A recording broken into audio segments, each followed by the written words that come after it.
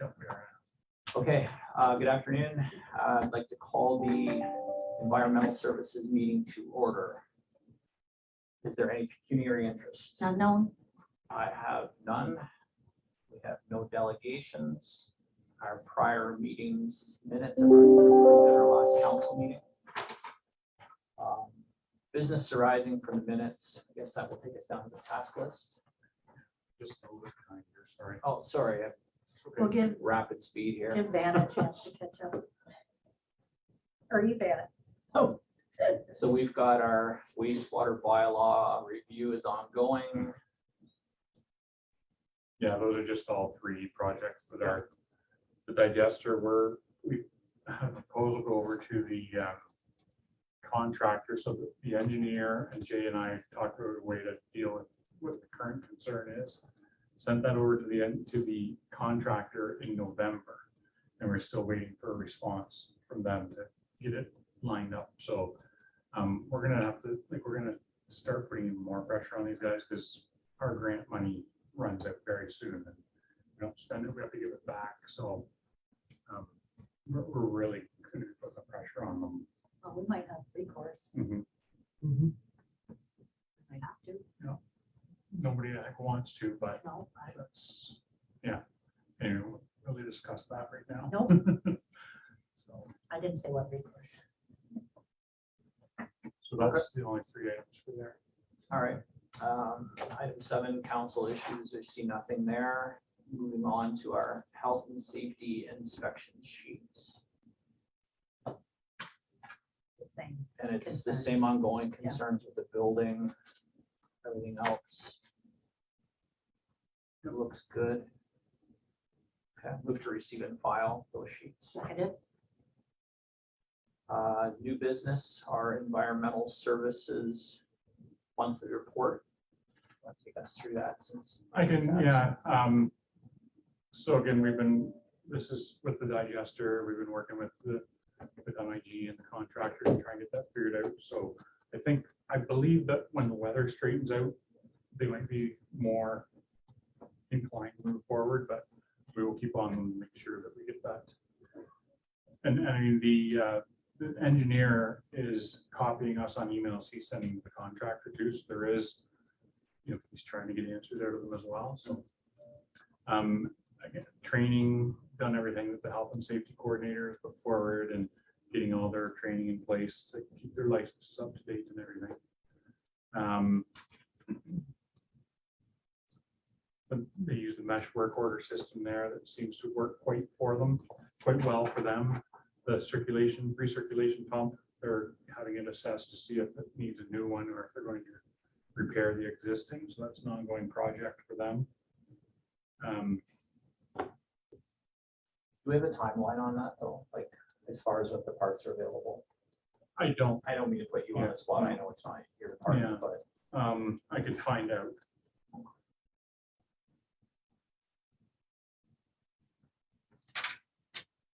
So again, I think they're using, there's always a backup pump in that system, so it's operating as it's supposed to, but we probably don't have a backup right now in case the backup yeah, exactly. is a problem. So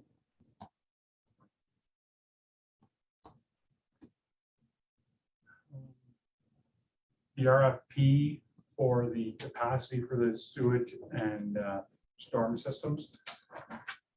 The deadline for questions was last Friday, so there was a couple of people submitted some questions. We've got them back.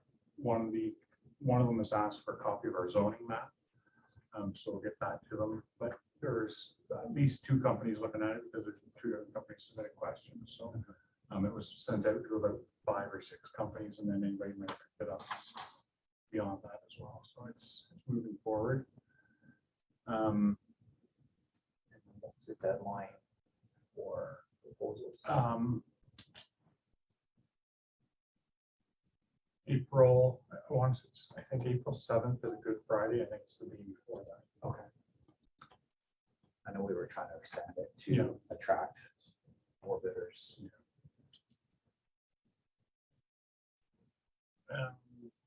Everything seems to be working well.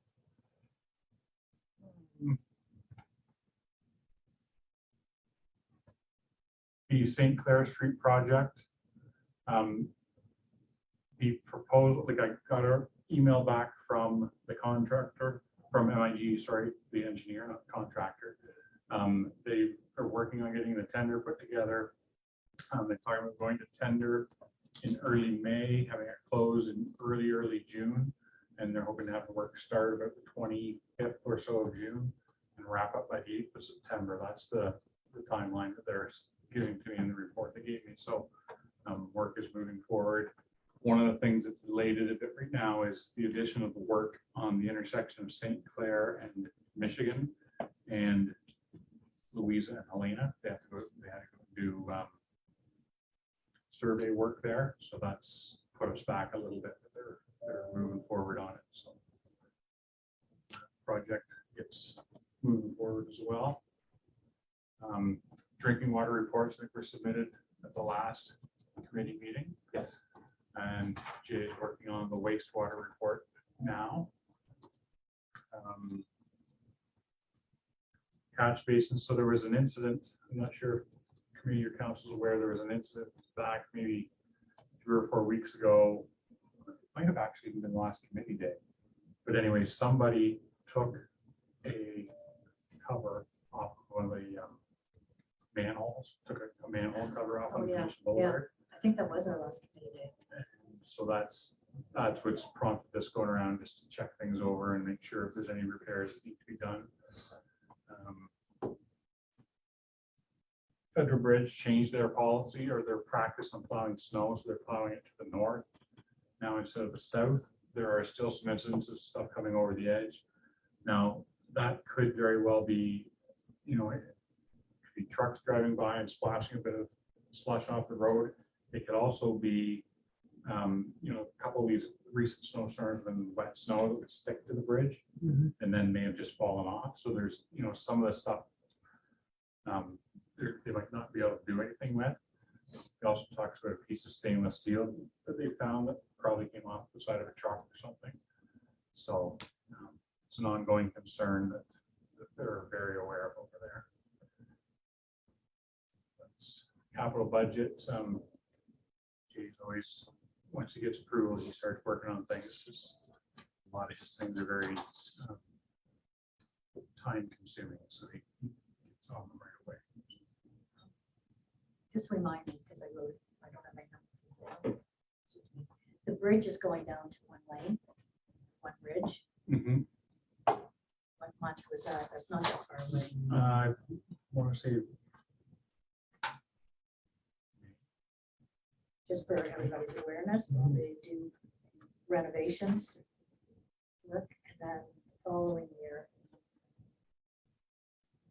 the other truck, the other bridge goes down. Just a reminder to them. You know which side is being shut down first? I can find that out.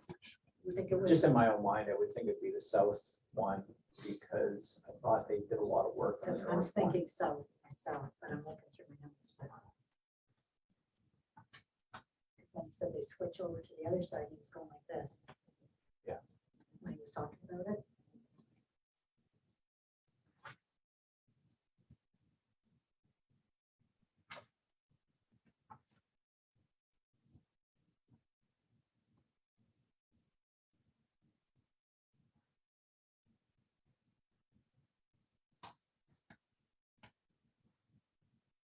That's everything from the report. Unless anyone has any other questions.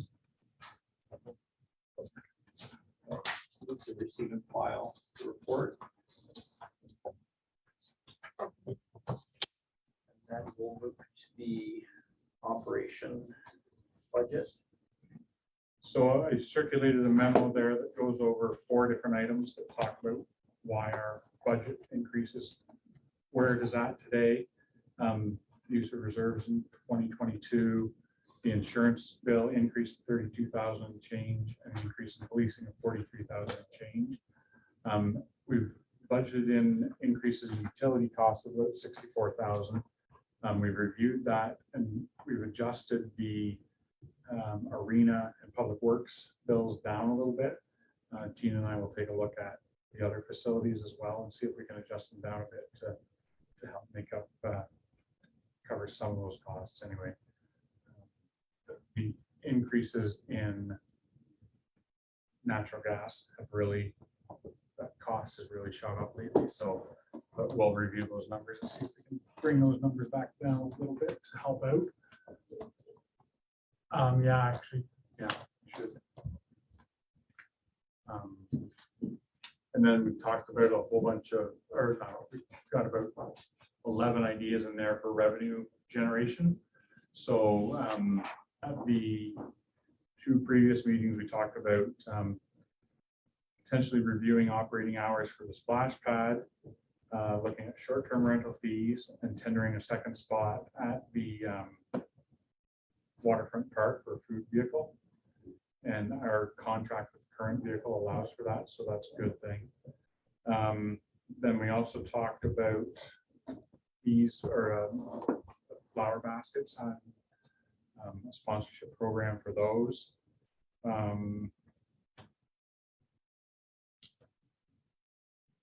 Reviewing park rental fees as well. So for like our soccer fields and our baseball diamond, currently those are free where surrounding communities charge for them. So looking at the pros and cons of that.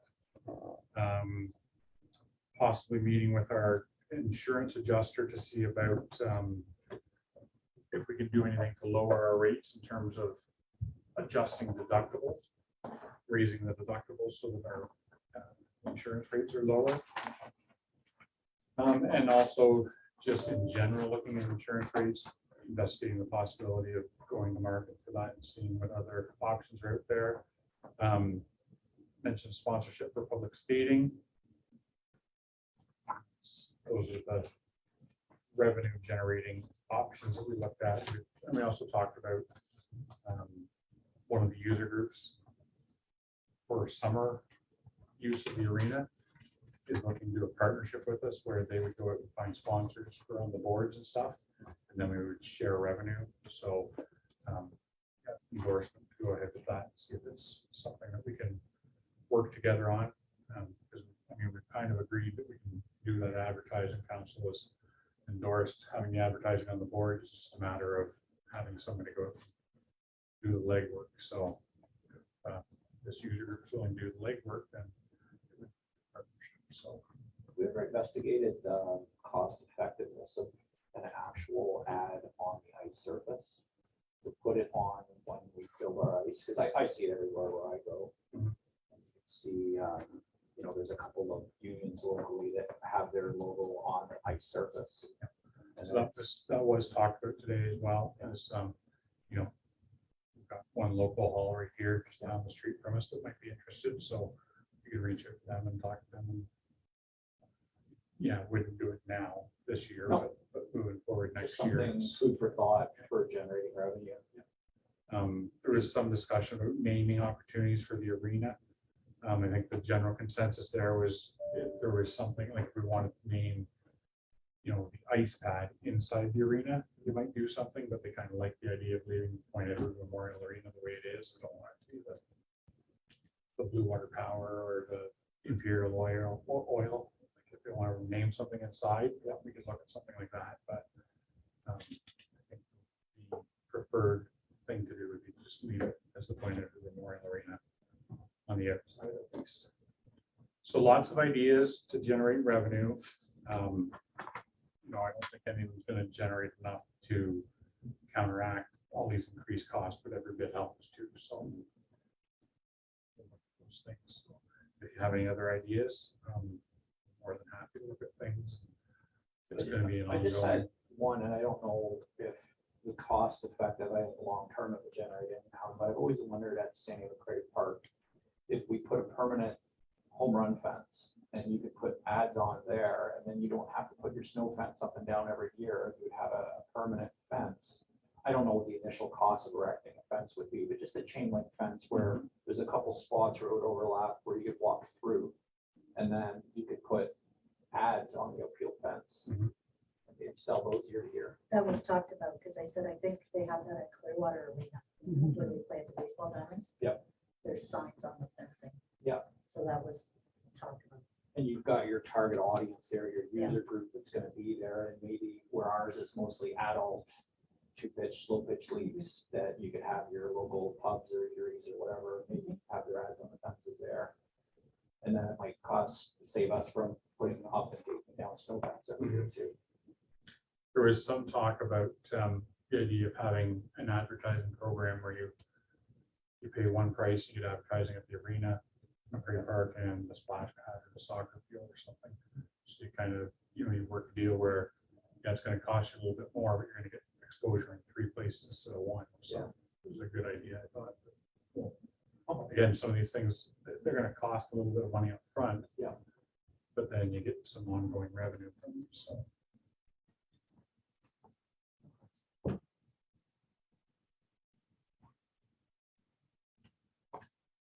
Do we need from Tina any input on stuff right now with the budget? I think we should probably just go through the expenses for the Bayview and Venetian. That's the documents that are on the attachment here. Yeah, and actually, Paul, just copy up on the desk there. Here we are, Alexandra and Bayview. So there's only, a dozen or so budget lines to even review, but we can go through them line by line if you wish to. And we're meant to go through them. Sure. Not as big as the other ones are. So wages is just a bit of a, like a cost of living increase there. Yep. Same with benefits, WSIB. Hydro is just a slight increase. Water, yeah, nothing there. Repairs and maintenance, we're spent 4,300 last year, budgeted 5,000. We anticipated budgeting 5,000 again this year. And then the insurance is an actual cost there. And then Bayview, same thing on wages, benefits, and WSIB. Utilities here, we only spent 7,300. There's no gas cost there. 18 of that utility is all hydro, and hydro, we're not seeing a huge increase in hydro, so we just left the utility there, basically the same. Well, we left it the same as last year. Internet, we left the same. That's a 10-year contract or so. Water, we've lowered by $500 based on last year's actuals. Equipment maintenance repairs, we've left at 12,000. Storm sewer cleaning, 2,500, which is the same. And then the insurance is an actual again. So there's not a whole lot of wiggle room on those accounts. If there's any clarification you'd like, we can try. No, that's what it is, right? What things cost.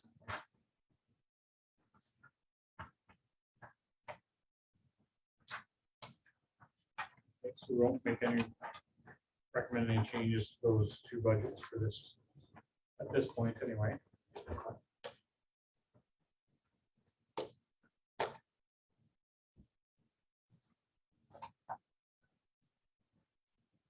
So move down to our financial statements. Unless there's any new business that anyone has. And, I like, I'm a little slow here, but there's only one that we could, $1,000. Hard without Jay here to ask questions, but on the equipment maintenance and repairs, they spent under 10 last year. He's budgeting 12. I mean, I know it's a guesstimate yeah, on what might happen, but someone saw that it might be a little wiggle room. yeah. And we can ask that on budget day, right? when we see Yeah, it doesn't it, have to so, be today. but Yeah, at least we can put a star beside that. If you as want to maybe say a that you did possibility. one on this one. Yeah. Yeah, it's one of those ones that, like a lot of them, you can lower the budget on them. It's always taking a risk. And then what we said to the other group, like to Wordsworth, you know, if we reduce it down and then a piece of something breaks, we'll find the money. Yeah. It's like we always say, if we need to fix something, we'll fix it. But it's just a way to try and bring the budget down. Okay. Everything else is, like, they're all small items.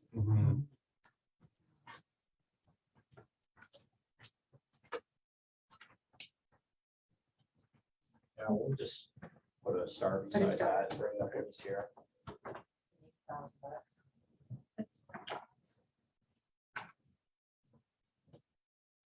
is it, 2,800 to make a percent, 28,000. So, yeah. Okay.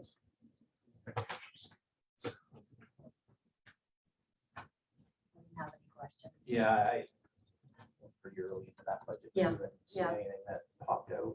We're so focused on the other budget. Yeah. Move to receive and file those. Seconded.